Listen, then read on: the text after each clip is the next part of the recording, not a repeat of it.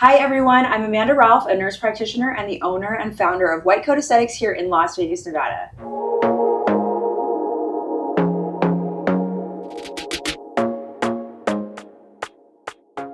Okay, I decided it'd be fun to start this new series on my channel where I have other injectors come and we just kind of have a discussion about things in the industry. Today, my first guest is Erin. Erin is an injector here at White Coat Aesthetics. She's my lead injector. She's been with me for a little bit over a year. And I just thought it'd be kind of fun to come on and talk about the industry with her. So welcome, Erin. Thanks for having me.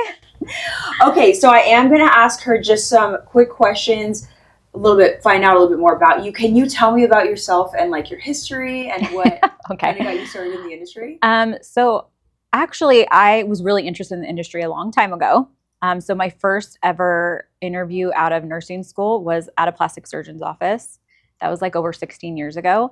And this injector industry really wasn't existent then. No, I'm surprised you even knew about it. Yeah. Because I didn't know about it. I don't even think I knew about derma filler then. I just knew like Botox and then assisting a plastic surgeon. But then I went into the hospital and I did mother, baby, and newborn and NICU for a long time. And I always would talk to like my other therapists, like when I was doing my rounds, I'm like, I'm going to inject someday. Like I'm going to do Botox. I'm going to make people look good. And I think they thought I was crazy because back then it was like the wild, wild west and nobody really did it. But it was always in the back of my mind. And then I went into school nursing and I did both for a while. And I had some life-changing events happen to me. And I just wasn't happy anymore. I wasn't feeling really fulfilled. And I just was kind of down. And I was like, you know what? I'm going to take a risk and I'm going to go take a course. So I did take a course at Medical Aesthetic Art Institute with Yvonne, and I did a day course on injections, derma fillers. You paid for this yourself, right? I did. I actually think I borrowed money yeah. to do it because it's really expensive, and then I paid them back. And I just took a leap of faith and I tried it just to see if it was something that I was even interested in. And then after I did the course, I was like, oh, this is really something I think I can do. Like, I really like it. It kind of brought my creativity back that I feel like I probably lost a little bit being a mom and doing other things. And then I had a friend that I had went to school with that I reached out, and she owned her own place. And Cammie Gray, shout out to Cammie Gray at Talk Shop. And she let me bring family and friends in to just inject to see if it was something I really was interested in, because there was just no way there really wasn't shadow ships or anything available. Yeah. And it was only like 3 years ago, but it was just, it's a tough industry to get into. And so I was just trying to see if this is really something I wanted to do and take a leap of faith and, you know, leave my really great job that I had and amazing people that I really loved to be with. And I started doing it and I liked it and I just went for it. And so I quit my job as a school nurse and I started injecting a couple days a week, and the rest is history. That's amazing. Yep. And to give you a little backstory on how Erin and I met, I have had White Coat Aesthetics for 5 years. At this point, it was only 4 years. And I was needing another injector. We were just getting busier, and I knew I needed someone else here. And I wasn't quite sure, you know, if there was anyone that I knew that like even would want to leave their position, because a lot of my friends already have very stable positions in the industry. And I actually started asking around. I started asking certain reps. And my Allergan rep actually is the one who said, I actually think I know someone who might be looking. It seemed very casual, like no, like, you know, exact opportunity here. So she was like, would you like to talk to her? And I was like, yes, please. Did I have her give you my number? Yes. Trying to remember. We exactly exchanged numbers. Yeah. We exchanged information. She gave me Erin's, and I called Erin and I started with the phone conversation because I have been doing this long enough that I feel like what matters more than even like specific skill is like the person's idea about the industry, about the general, like, are we on the same wavelength? Do we have the same kind of theories when it comes to all of this? What are you into? What do you still need training on? And I just felt like it was a very easy conversation from the very beginning. And I felt good about Erin. And so I decided, let's just bring her on right after you had like a transition going on. I think you were also traveling for a little bit. So she was traveling and then she decided to come on. And there is, of course, always an adjustment period when you hire someone. It's a little bit kind of like, I don't know, is this going to work out? Like, because you can't obviously know everything when you interview someone. But I just feel like it's been a very easy transition, very easy relationship. So from the get-go, Erin has just like proved to be such a good fit here at White Coat Aesthetics. It's been very, very easy. And One thing I would like to ask you about, because you're very good at it, is Erin is very good at her consultation, bringing people in and discussing a large amount of treatment plan, which can be very intimidating when you're new. Mm-hmm. Even though you know that's what you need to work with, you know this person needs 5, 6 syringes. For me, when I started, I was so tempted, and I would be like, let's just do 2 syringes. Let's just do a little, because I Be just conservative wanted the person in the door. But you are very good at just being like, this is what you need. This is a prescription. And I guess, how did you get that confidence so early? Like, is there anything you feel like I don't know if you talk to my mom and dad and family about that. What you see is what you get. I don't know. No, it did take some time.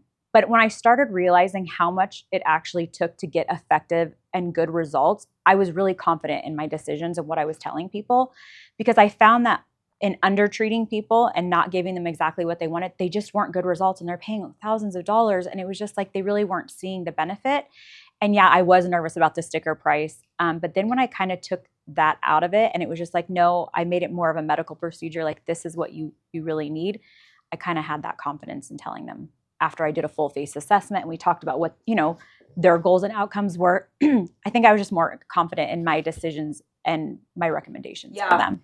I wonder if any of that came from having more experience in the hospital as well. Oh, 100%. I don't having that medical, you had some years where you were really I think it's the expert. For me, I think it's so important to have time as a nurse in the hospital. I think there's so many valuable things just talking to other doctors, other patients, family, getting that confidence, just being in emergency situations and being able to make really good decisions. I think being a school nurse was really good too, because I was kind of on an island alone and having to make really important decisions that were emergency situations all by myself with no support except, my assistants, which were amazing. But getting that experience, I think, is given me the confidence I need to be a really good injector. That's great. Yeah, I can see it. Okay, I like to ask, do you have a favorite area of the face to work on? Do you have an area that you do not like? I know the answer to this. Yeah, I think, Amanda. Okay, so let's start with my favorite. So obviously, I think Botox Dysport is just amazing for everyone. But if I had to pick,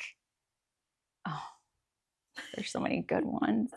I would probably say cheeks and mid-face for sure. I think it can be the most impactful place because it can impact the eyes. It can, volumize the face, give a little bit of a lift. It can improve the jowls. It's just a slam dunk in my opinion.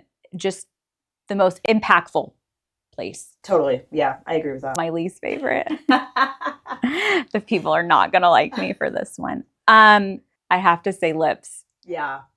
And this is just to say Erin did mine. So she's very good at lips. Yes. It's not like you're not good at lips. It's just a difficult area. There's so many factors. So for me, I think that not everyone is a candidate. And I think sometimes we need to, improve other areas before we actually do lip filler. And I think most clients and patients come to us for lip filler because that's all they know.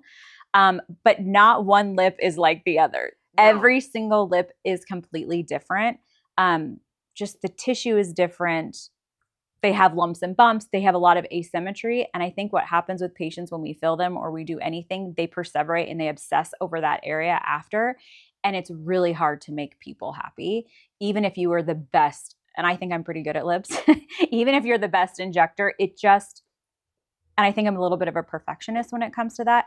They're never going to be perfect. Yeah, totally. It's true. It doesn't matter how great your lips are. And so I think that's hard for me to accept. Yeah, that makes sense. And it's challenging. Like you get a lot of inflammation. It's very vascular. They get bruising. It's not a comfortable, even procedure. If you try to make them comfortable, it still can be very uncomfortable. So I think out of everything, that's probably my least favorite. Yeah. I love it though. A good lip is amazing. It's just if I had to choose. Yeah, I agree. And it is funny because it also gives me the most satisfaction when they're done. Yes. It's very rewarding. More difficult, but then after you do a good lip, you're like, oh. Yeah. That was like, so fun. Yeah, exactly. So it's a love-hate relationship for sure. Another question I like to ask is, this is the question I get asked all the time. What advice would you give to a new injector trying to start in this field, or anything that you would say about entering in right now? Start saving your money. It is very, very expensive to get into, and you have to be passionate about it. So I think you probably should start taking a course first and then see if it's something that you really like or enjoy. And then hopefully you can find someone that you can do a shadowship with or hopefully you have a best friend that'll allow you to come hang out for the day, and just see, because this industry, it's changing all the time and it takes so much education, and you're always continuing education. But I think if you're going to get a job in the industry, you really have to be picky and find someone who's willing to invest in you and invest in your education, because in order to be good, you have to stay on top of things, because I think even in 6 months to a year, things are constantly changing and evolving, because this industry really is kind of new and fresh, and so we're learning so many new things all the time. But yeah, for sure, I would say save your money first and then invest in yourself. And I would do a course and then a shadowship and see if it's something you really like. Yeah, that's great advice. I also find myself giving this advice, and you can tell me if you would agree with it or not. Sometimes I'll tell people on their first, someone gives you a first potential like bite of like the job. So like the first med spa that's willing to take you on, to just take it. Yeah. Even if it's not your fit. Yeah. Because I do think for like career happiness and longevity, you want to find a place where you fit. Like, yes, we are not meant to be an injector at every single med spa, right? Every med spa kind of operates differently. But sometimes in the beginning, I just want to tell my like students, just take whatever you get. Yeah. In the beginning, don't be picky, because even 6 months of experience can put you a step ahead of so many potential applicants. You have had experiences where you maybe didn't fit perfectly. Yeah, either, right? I didn't have the best experience, but I learned a lot. Yeah. But I was self-taught at that point. But just be careful if safety becomes an issue. Absolutely. Don't ever jeopardize your license for a med spa, because not all of them operate and follow the laws and do things appropriately. So I'd be a little picky in that sense. If you feel uncomfortable, then leave. If it's not the right fit for you, and just make sure your patients are safe. But yeah, definitely take whatever you can get in the beginning, just to get hands-on experience. For me, I was able to do a little bit of hands-on because my friend allowed me to come in and, work on family and friends, just to see if it was something for me. And that's how I knew I liked it. But yeah, for sure, take what you can get, because it's a small industry. Yes. It's small, but it's growing. Yeah, absolutely. Okay, last question. Yep. What is your favorite part of being in this industry, and what's your least favorite part about being in this industry? There's so many things. Well, I love making people feel good about themselves. That is by far the best. But the industry itself, there's just so much opportunity for education, and education is so important to me. And I feel like this is a really tight-knit community, and I like that. Yeah, I agree. I love also that it's like you can never really get too comfortable or bored. Never. Because that's always been a fear of mine, is like, am I going to get bored of doing Botox? But even for me, having been in 8 years now, I feel like things are constantly still changing, new information, new training. So it's like, so far I'm not. I mean, I'm still finding new things to play around with, which I really love. Yep, I would agree with that for sure. So, okay, what's your least favorite? My least favorite, okay, it's not that it's my least favorite. I think the most challenging thing for me is probably social media. Yeah, I'm an elder millennial. I'm not tech savvy. So it's hard for me. It's probably a little uncomfortable. It's not something that I'm used to. And I'm just not really good at the technological stuff, where the other girls are really quick and speedy. So that's something that I'm having to learn and evolve. So that's probably the hardest thing for me. Let's talk about that. Do you feel like it's possible for people now not to use social media? No. I agree. I just think you're not relevant anymore if that's the case. And that's something I've had to learn, because I'm like, what do I need this for? But I just think the way of the world, things are changing, and it's kind of a must, and they want to see your personality. It's not even the before and after. Like, I thought it was the before and afters, and that would take me 4 hours to post. But it's really, they want to see you and how goofy you are and what kind of personality you have. A platform for education, totally. It's just evolved. Things have changed so much, and I think it's really important for this industry. Yes, I completely agree with you. Years ago, it was a bit more about before and afters. It changes a lot. Yeah. What is important, but the benefit you see from it once you start to build up a good social media is that you have your patients that come to you because they already are invested in you. Yes. They already like you. They already trust you. So then when you're in the room, you're having a conversation with what almost feels like a friend. Yes. And someone who understands what you're saying and is willing to take your advice, versus just kind of like someone who's never met you before, who knows nothing about you, doesn't even know if you're good or not. And that can be, how can you really express that in a one quick little appointment, really? So, but I think with social media, if they know you and they're following you, they come in and they feel like they know you. Yes. And I know we've had that conversation where people Totally. are like, oh my gosh, I feel like we're already friends. Like I already know you. And so they're already comfortable with you and you haven't even had the first consultation yet.